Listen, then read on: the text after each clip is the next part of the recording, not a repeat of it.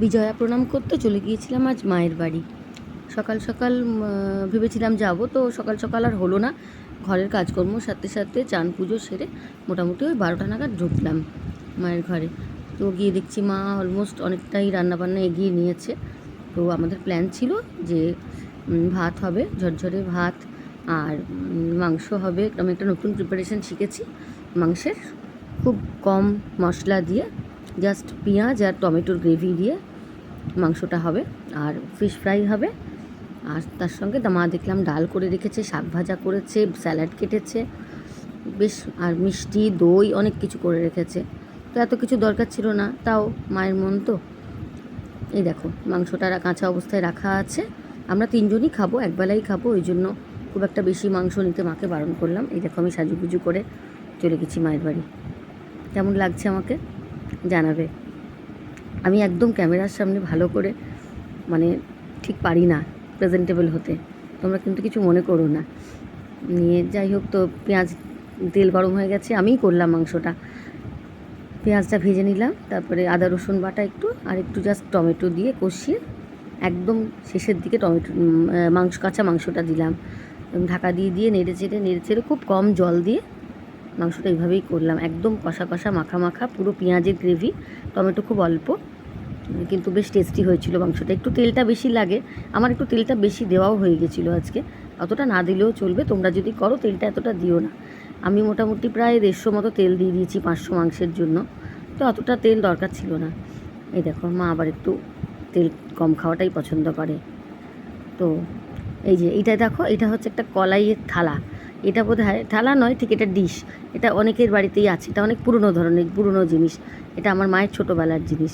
এই দেখো মা বানিয়েছে চাটনি, কাঁকরোল দিয়ে মুসুর ডাল, এই ডালটা খুব ভালো হয়েছিল আজকে। আর করেছে স্যালাড, সজনে শাক ভাজা,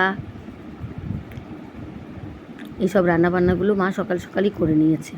এই যে সজনে শাক ভেজেছে, এটা রসুন দিয়ে আর শুকনো লঙ্কা দিয়ে ভেজেছে। আর স্যালাড কেটে রেখেছে, এই যে স্যালাড কেটে রেখেছে, টমেটো পেঁয়াজ শসা, টুকটুক করে অনেক রান্নাই হয়ে গিয়েছিল আজকে। এই যে মাংসটা কষানো হচ্ছে, জাস্ট আদা রসুন বাটা পড়েছে, পেঁয়াজ পড়েছে, আর এই যে টমেটোটা দিলাম। এবার খালি নাড়াচাড়া আর ঢাকা মাঝে মাঝে।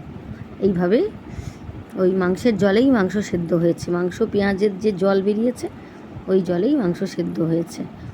আর হাফ কাপ মতো জল আমি পরে অ্যাড করেছি। সময়টা একটু বেশি লাগে মাংসটা করতে, বাট খেতে কিন্তু খারাপ হয় না, বেশ ভালো লাগে। আমি ফার্স্ট টাইম ট্রাই করলাম এটা আমি ইউটিউব থেকেই শিখেছি রান্নাটা, তো আজকে মায়ের ঘরে গিয়েই করলাম। এই দেখো আমার মা না প্রত্যেক দিন কাঁচা রসুন খায় ভাতের সাথে, তো একটা রসুন মা এই জন্য ছাড়িয়ে রেখেছে। তোমরা হয়তো ভাববে রসুনটা ওখানে পড়ে আছে কেন, তো মা প্রত্যেক দিন কাঁচা রসুন খায় একটা করে।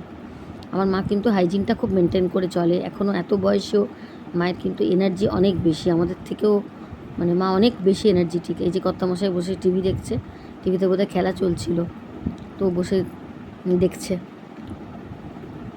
আমি বললাম আমার একটা ছবি তুলে দাও। এই দেখো ছবি তুলেছে, লাইট ফাইট জ্বালায়নি, অন্ধকারের মধ্যেই দিল একটা ছবি তুলে ভিডিও করে, যেমন তেমন করে। যাই হোক, তাও মন্দের ভালো কিছু তো হয়েছে। এই দেখো আমরা তখন একটা খবর দেখছিলাম। এই দেখো এইগুলো আমাদের ঘরে সব দেওয়ালে সাজানো আছে। সরস্বতীর যে ছবিটা দেখলে ওটা আমার বোনের বানানো, আর বিবেকানন্দের ছবিটা ওটা বাবা অনেক দিন আগেই রেখে দিয়ে গেছেন। এটা হচ্ছে ফিশ ফ্রাইটা, হচ্ছে চাল গুঁড়ো মাখিয়ে আদা রসুন বাটা, নুন হলুদ সব কিছু দিয়ে, গোলমরিচের গুঁড়ো, লেবুর রস সব দিয়ে এটা ভাজা হয়েছে, খুব ভালো হয়েছিল। যদিও কাতলা মাছের, এটা ভেটকি মাছের কিন্তু নয়, কিন্তু খেতে হেভি টেস্টি হয়েছিল। আর একদম গরম গরম খেলাম তো ভাতের সাথে, দারুণ লাগছিল।